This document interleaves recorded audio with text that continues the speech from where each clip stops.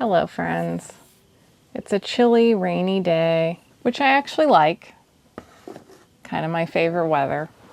But it seemed like a good time to talk about a subject for contemplative gray days. I did a video about coping with failure, but there's something perhaps that's even more insidious than failure, and that is just psychologically weathering the ups and downs of you had something do really well and now it's like coming down from the peak, or things just aren't quite going as well as you hoped in general. Things are taking longer than you hoped, or maybe they're taking the right amount of time, but somebody else seems to be screaming ahead of you. Basically just being patient with your endeavors, especially because it can take quite a while to really fine-tune what you're doing and the audience you want. And it can be hard to be patient with something that takes years to figure out. And what prompted this video is a day in August when I was just feeling in the depths of despair about everything that I was doing. Just weepy and nothing's going right. Panicking about my income. Panicking about everything. Luckily, it only lasted for a day or two, and part of how I was able to pull myself out of it was simply because I've been through this so many times, and I was able to ground myself in the reality of what is happening instead of my fantasy world about what is happening. And when I say fantasy world, I don't mean that in a good way in this case. If you are an imaginative person, you may have some very starry-eyed visions of what your artistic career could look like. Not a bad thing to be aware of what is the top of the mountain. If you've been in it for a while, you may have tasted some of that success. Maybe even in a big way, but sustaining it is another matter entirely. I have had a number of peaks in my career. The first time I sold a book, obviously, it feels like you've arrived. Then the first time I had a 6-figure deal for a book. But then when I switched to indie publishing and I published my fairy tale series, when it started to do well, I was releasing a fairy tale retelling every month and my income was going up consistently, in a pattern with every book that I released. So I remember sitting down and doing the calculations and being like, well, if this continues, in 2 years, I'll be making $30,000 a month. But it didn't work out that way. And then I had a series later that really took off, and I did have a $20,000 month, which was crazy. And I thought, okay, now I've arrived. But basically, in my experience, you really never arrive. You just kind of have a moment, which means that every time you have a good moment, you are then going to have a crash. Even if your success wildly exceeded your initial plan, logically, you should be able to say, well, hey, you know what? That was kind of an anomaly. I did really well for a brief time and that was great. I got some new fans and now I'm back down to more of the level I expected.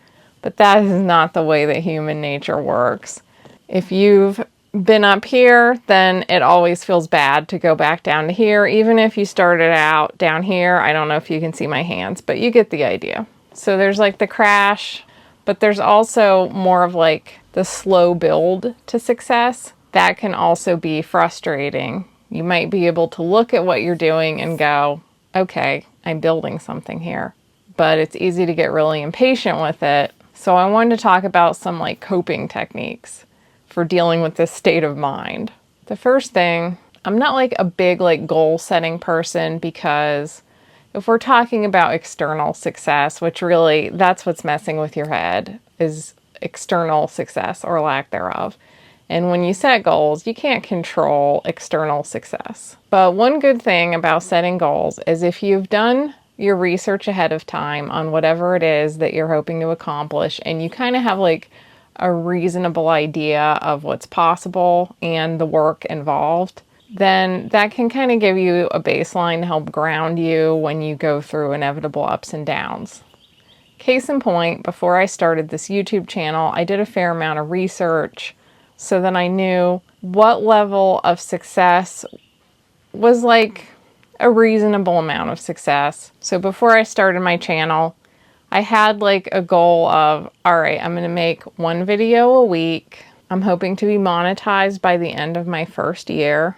And I'm hoping that within 2 years, with a combination of AdSense revenue and Patreon and sponsorships or any other sources, I will be making $1,000 a month on YouTube. So this was a mix of things that I had control over, like how many videos I was going to make, and things that I don't have control over. But it also gave me kind of a marker of like, if I have not gotten to this point within the timeline, then maybe this plan isn't working and I need to switch to something else.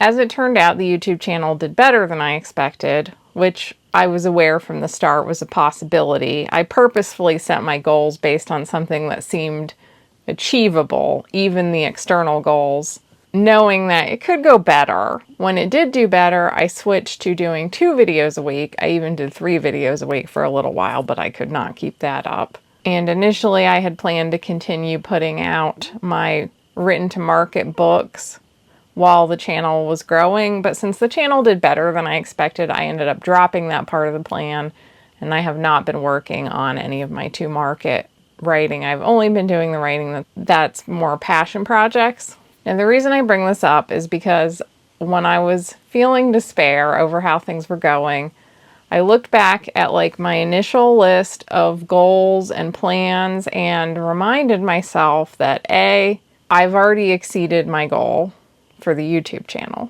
and B, I've actually fallen behind on my goal for writing, but I ended up making more YouTube videos than I had planned. Therefore, I adapted to circumstances. So it's a little unfair to expect that the writing would go as well as I had planned when I thought I would be focusing on it more and the YouTube channel less. So it was good that I set some goals because it helped me recenter myself and get some perspective on how things are actually going. Similarly, I've talked about doing a monthly budget, writing down all my earnings and all of my expenses for the financial part of life, but it's also sometimes good just for the emotional part of life because I was feeling like such a financial failure. And I sat down and I looked at my budget sheets for the year and looked at where I started this year and where I am now, and I realized actually I'm doing pretty well. I've managed to save some money. Like things are not actually going that badly. But the funny thing about it all is even as I was looking at my goals and I was looking at my finances and like everything looks great, I still had this unsettled feeling like, yeah, but I feel bad about it. I don't like where I'm at. I suspect this is kind of a relatable feeling. You can have the facts right in front of you, but your feelings are not aligning with the facts. Sometimes I watch Ramit Sethi's I Will Teach You to Be Rich YouTube channel where he goes over people's finances with them, and he ends up dealing a lot with the psychology of money, and he always says how you feel about your finances is highly uncorrelated to the amount of money in your bank account. And I've noticed that this is also true with just like career stuff, not even just the money part, but I can be looking at both the financial part as well as like my overall productivity and goals and just feel like, I'm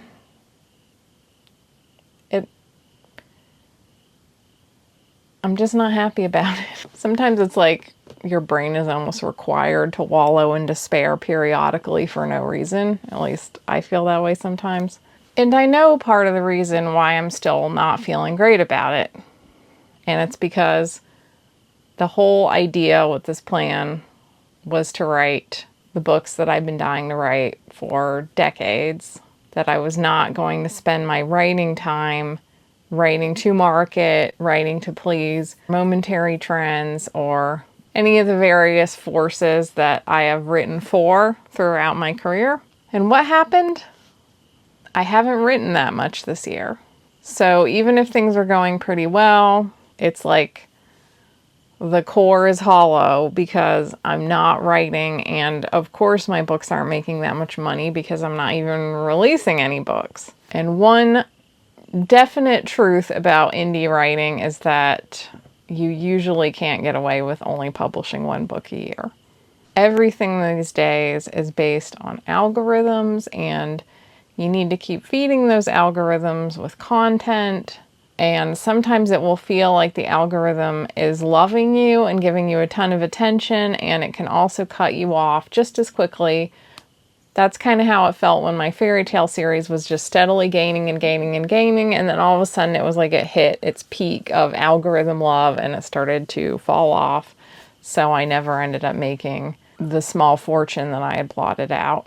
That algorithm part is very frustrating and is what can drive you crazy as a creator. But when you're not even making anything to begin with, well, I don't even have anything to be bummed about how badly it's doing. In my case, this year, it ended up being mainly a problem of some health issues and some just general burnout that I needed to address before I was going to settle into writing these books that I love. I needed to take a little time to take care of myself, which if you've been watching this channel, you've known that I have been getting to a point where I've been taking time out to rest and going easier on myself, as well as addressing the health issues. And so far, September, I have been fired up. I've been doing so much better.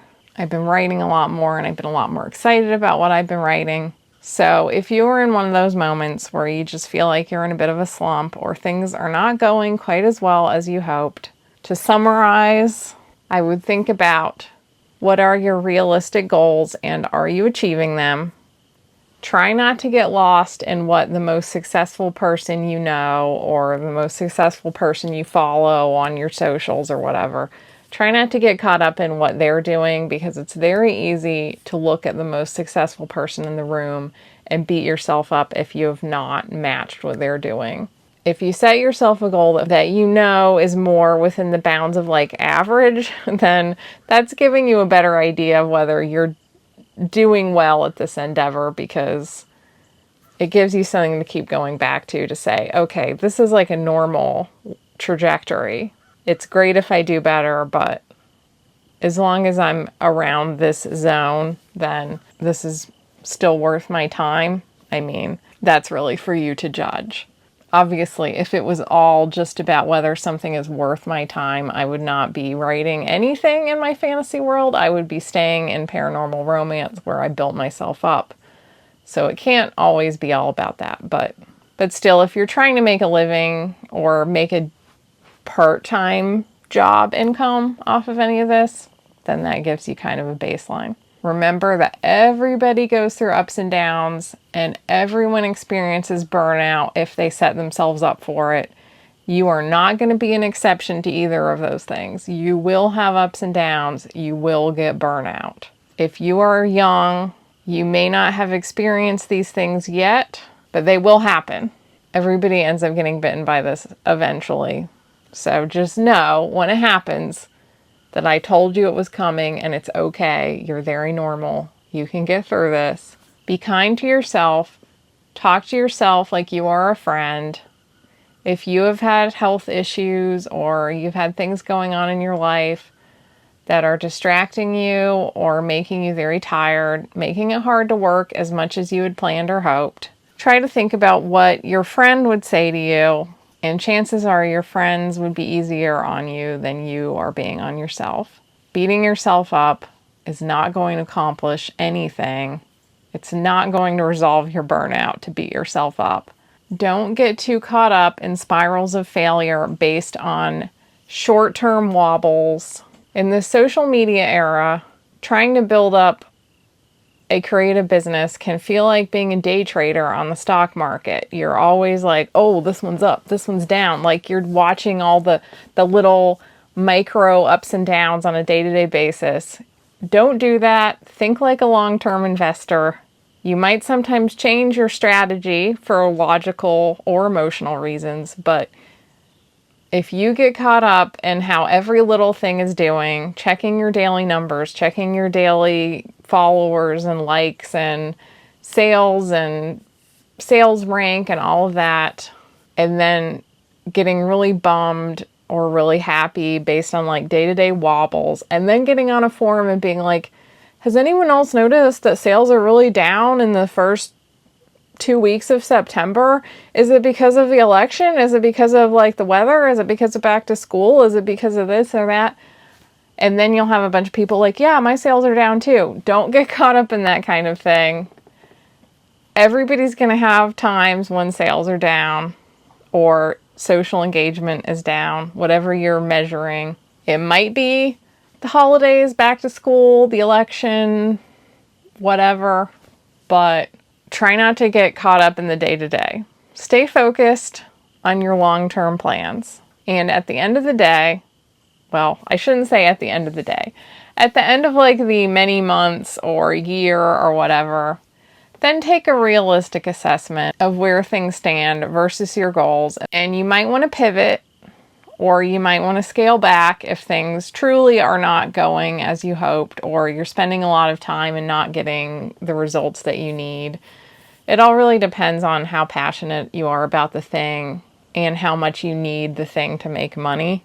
But you just don't want to get too emotionally caught up in the day-to-day. Sometimes things really just don't go as we hoped, and you might need to shift your strategy around a little bit, whether it's changing the social media platform you use for promotion or changing the direction of your work itself. But you should not make those decisions based on anything too hasty. I've been guilty of that before, and sometimes I think that I've really screwed up because of it. Whether you are currently up, down, or in a long, frustrating plateau, please try to be kind to yourself, realistic, think long term. And if you have dealt with these discouraging feelings, and who hasn't, if you've just felt like you're in a bit of a slump, or things were going so much better for you last year and now they're kind of meh or whatever, I'd love to know how you've coped with it emotionally or practically.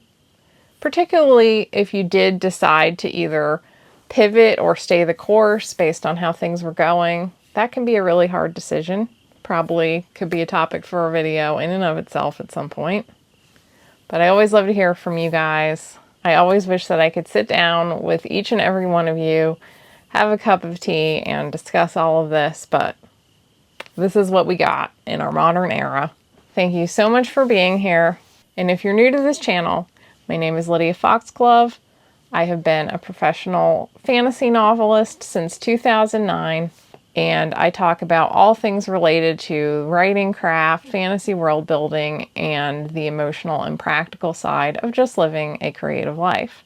I'd love to have you here. If you want to stick around, be sure to click the subscribe button. If you'd like more from me, be sure to sign up for the free tier of my Patreon or Substack, same content on both. Or the $5 tier gets you access to my Discord server, bonus videos, monthly dedicated chat, and more. Thank you so much for being here, and I will see you next time. Bye!